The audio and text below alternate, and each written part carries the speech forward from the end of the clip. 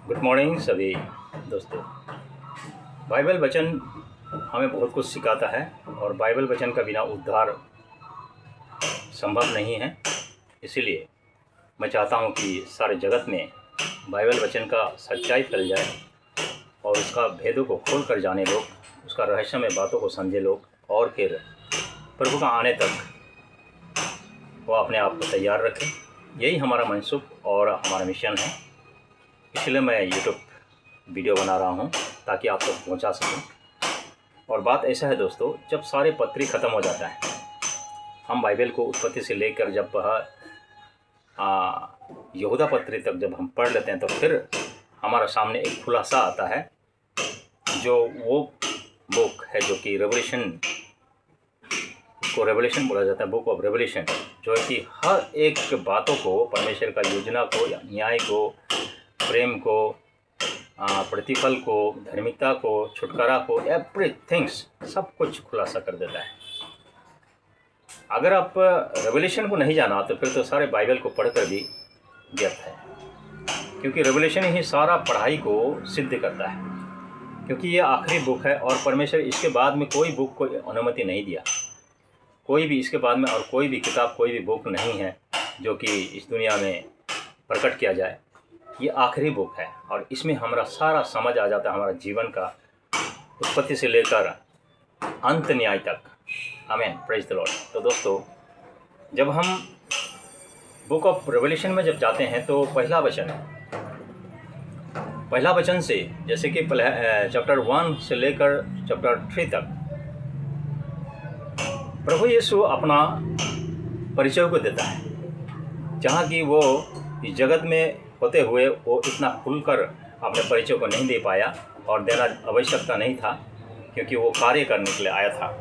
मगर उस कार्य का जायज़ा लेने के लिए और उसको फिर उस कार्य को प्रतिफल देने के लिए जब वो युगता में जाता है, तब अपने दासी यूहन्ना को बुलाकर, वो आत्मा में बुलाकर उसको आत्मा में दर्शन दे के सारे बातें समझाता है कि मैं कौन हूँ, क्या कर सकता हूँ, क्या करूँगा, कैसे होगा। और ये रेवलेशन बुक तब लिखी गई जब सारे जो है कि पत्री लोग जो है कि लिख चुके थे, लोग लिख कर अपने अपने प्राण को भी दे चुके थे प्रभु के नाम में, और अपने तरीक़ा से लिख कर अपने जो भी अनुभव था, जो भी उनका दर्शन था, चाहे प्रभु के साथ में जो उनका सफ़र था, समय था, उसको दर्शाते हुए और लिख कर अपने घर पर, चाहे चुंगे पर, चाहे कहीं पर भी वो लोग रख दिए थे। ये बहुत 100 साल के बाद में इसको फिर खोजी किया गया और फिर इसको लिखा गया। इसी प्रकार से हमारा पवित्र बाइबल जो है कि गठन होता है। तो पवित्र बाइबल का एक्चुअली बोले तो कोई भी काल्पनिक कहानी नहीं है और इस प्रकार से कोई भी कोई मनगढ़ंत कहानी नहीं है और काल्पनिक नहीं है।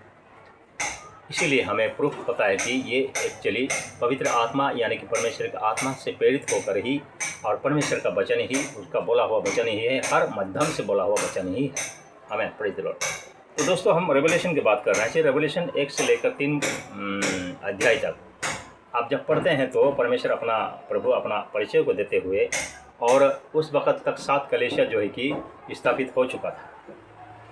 उसके बाद ही इसको दर्शन में उसको ले जाकर उसको दर्शन देकर इस कलीसिया से बातें करता है, और कलीसिया से बातें करते हुए उनको वार्न करता है कि किस प्रकार से तेरा काम जो है कि घटेगा, कमेगा, और किस प्रकार से तुमको तैयार होना चाहिए। सारे बातें जो है कि हम 3 अध्याय में पढ़ लेते हैं, और बाकी जब 4 अध्याय में जब हम आते हैं तो कलीसिया ऑलरेडी स्वर्ग में उठ चुका रहता है। हम 4 अध्याय में, यानी कि चैप्टर 4 में, हम कलीसिया को ज़मीन पर, यानी कि धरती पर नहीं देखते हैं। इस संसार में कलीसिया नहीं है, उनके चुने हुए कलीसिया। उसके बाद में उस 4 अध्याय में स्वर्ग में जो कुछ भी होता है उसके बारे में दर्शाया गया है कि स्वर्ग में अगर एक जीत कर एक राजकुमार आता है, चाहे एक राजा को अभिषेक, एक राजा का मान सम्मान, उसको अधिकार सौंपना, उनका सब कुछ जो भी होता है, इस प्रकार से परमपिता परमेश्वर अपने पुत्रों को सब कुछ अधिकार देते हुए, उनको अभिषेक करते हुए, और फिर जाके वो बात पूरा होता है और उनको ये बात समझा देता है कि आज से, बल्कि अभी से, जब तो विजय होकर आया, अपने चुने हुए को लेकर आया, एक शैतान का जो है कि सबसे बड़ा हथियार जो कि कोई नहीं बच सकता है वो है मृत्यु। मृत्यु को भी तू जय करके जब स्वर्ग में प्रवेश किया तो एक महाजय है ये। इसके लिए उनको अभिषेक, उनका सारा अधिकार देना, सब कुछ, ये सब सारे बातें जो है कि यूहन्ना को प्रभु दर्शन के साथ बताता है। और उसके बाद में पिता परमेश्वर जो है कि इस पृथ्वी को एक न्याय लेके आना, यानी कि दूसरी न्याय। पहला न्याय जो अब आप देखते हैं उत्पत्ति में, जो कि जल प्रलय के द्वारा न्याय करके सारा पृथ्वी के लोगों को ख़त्म कर दिया गया था। और फिर से एक नूह का परिवार 8 जन के द्वारा फिर से एक बार पृथ्वी को परमेश्वर जो है कि फिर से एक बार फैलाया, फिर से एक बार सृष्टि को आगे बढ़ाया। उसके बाद में यह जो है कि दूसरी न्याय जो है कि पृथ्वी का सारा वैभव को ख़त्म कर देगा।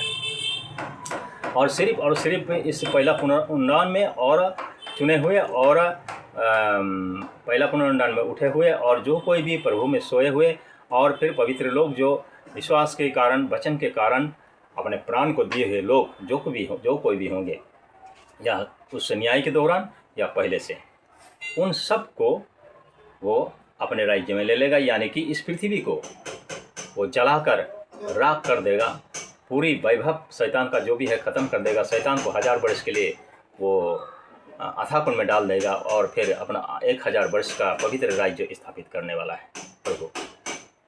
तो इस न्याय के बारे में सिर्फ और सिर्फ परमेश्वर ही इसका न्याय के बारे में सोच सकता है, जो बोल सकता है, जो कर सकता है। पिता परमेश्वर का छोड़कर, परमपिता परमेश्वर को छोड़कर कोई भी न्याय नहीं कर सकता। इसीलिए पृथ्वी का न्याय के लिए वो ऑलरेडी उसका सारा जायजा लेने के बाद, सारा एविडेंस के बाद, वो न्याय के बारे में जो लिखा हुआ था और उनका दाहिने हाथ में पकड़ा हुआ था और इस न्याय को लागू करना था पृथ्वी पर। तो इसको लागू करने के लिए, इसको खुलकर बोलने के लिए, चाहे इसको लागू करने के लिए कोई भी नहीं मिल रहा था। इस प्रकार से यूहन्ना ने दर्शन में देखता है कि जब परमपिता परमेश्वर का हाथ में जब वो पत्री देखी जाती है तो फिर वो देखता है ये तो भविष्य है, और भविष्य को जानने के लिए परमेश्वर का सिवा किसी का अधिकार नहीं है। इसीलिए यूहन्ना जो है कि बहुत रो रहा था, जी अब क्या होगा, आगे क्या होगा, यानी कि पृथ्वी का आगे क्या होगा, रप्चर के बाद में क्या होगा। यही बात जो है कि उनको खाई जा रही थी, चिंता में था और वो रो रहा था। तभी एक जन आकर, स्वर्ग के एक जन आकर उनको बोला, जे रो मत, है ना, इस पत्री को खोलकर इसको लागू करने वाला, योग्यता को प्राप्त करने वाला एक है ना, ऐसा बोल के उनको शांति करता है और फिर आगे वो बातें बताता है। हमें प्रेज़ द लॉर्ड।